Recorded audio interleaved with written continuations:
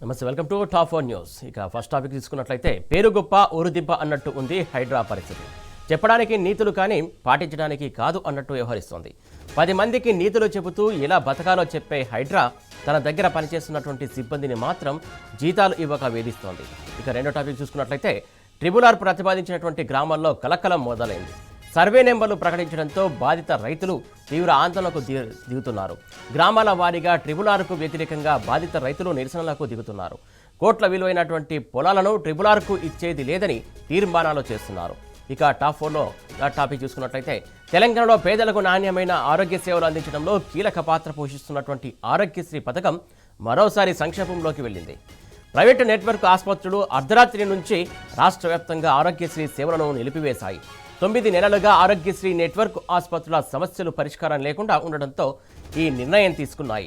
ఇక 4వ టాపిక్ చూసుకున్నట్లయితే 10 ఏళ్ల కాలంగా ఆకాశాన్నంటే స్థాయిలో బహుళ అంతస్తుల భవనాలు దూసుకుపోగా ఇప్పుడేమో హైడ్రా పేరిట పలు చోట్ల పేక మేడల్లా భవనాలు కూలిపోతున్నాయి.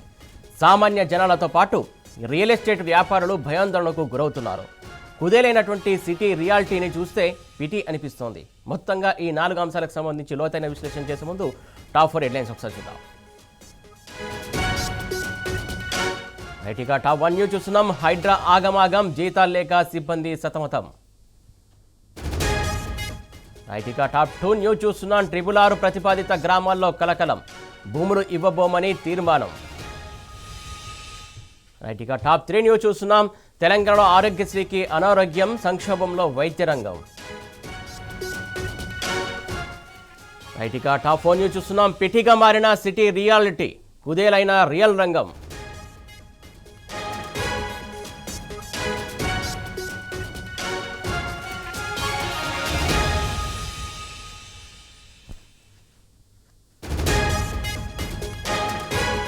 రైట్గా టాప్ 1 న్యూస్ చూస్తున్నాం. హైడ్రా ఆగమాగం, జీతాలు లేక సిబ్బంది సతమతం.